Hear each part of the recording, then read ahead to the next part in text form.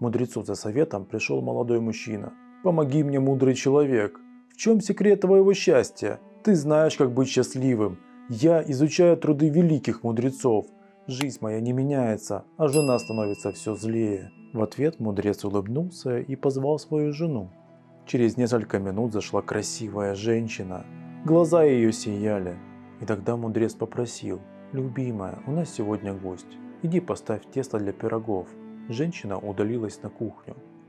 Вскоре она вернулась в комнату и обратилась к мужу. «Тесто готово, любимый муж». На что мудрец сказал: «А теперь добавь в тесто орехи, сухофрукты и мед». Жена спросила: «Те, что я оставляла для пирога на годовщину нашей свадьбы?»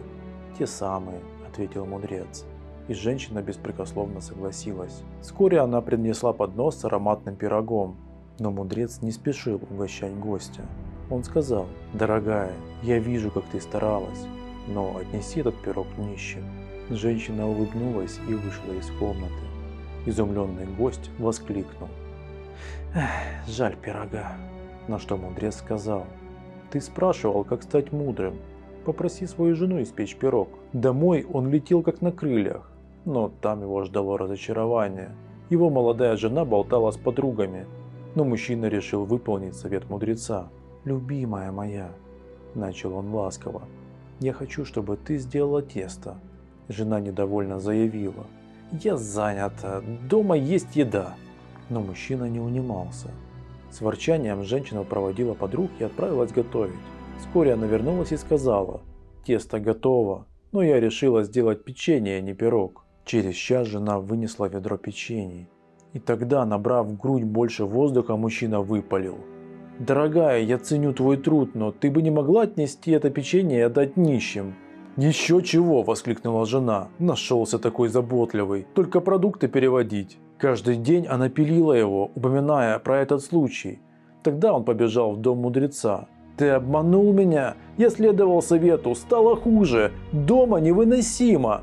Мудрец усадил гостя и сказал: «Ты спрашивал меня, как стать таким мудрым и успешным. Теперь-то ты видишь, что моя жена – источник счастья. Ты больше времени тратишь на ругань и борьбу с любимой женщиной, чем на учебу. Есть тут мудрость». «Не бросить жену и найти другую?» – спросил молодой человек. Мудрец нахмурился. «Ты ищешь легкий способ. Это неверно. Тебе и твоей жене нужно научиться уважать и любить друг друга. Иди домой и сделай свою жену счастливой. А до этого о книгах и не думай. Я и так все для нее делаю!» Не унимался парень. «А счастлива ли она?» – спросил мудрец. «Вы выбрали друг друга, чтобы научиться любить, а вместо этого ты читаешь книги и позабыла заботиться о жене, а она обсуждает тебя с подругами». Огорченный и разочарованный пошел мужчина домой. По пути ему встретился торговец виноградом. Мужчину озарило. Такой виноград он носил жене, когда они познакомились. Жена так его любила, а он и не помнил, когда в последний раз угощал ее. Мужчина купил немного винограда, но порадовать жену он так и не смог. Она спала. На ее лице были следы слез. Он решил не будить ее, поставил на столик чашу с виноградом. Проснулся он от нежных поцелуев. Жена обнимала его. Дальше повседневные заботы захватили их обоих. Теперь они научились быть внимательными друг к другу. Мужчина не прикасался к книгам. Он помнил, что нужно восстановить мир дома.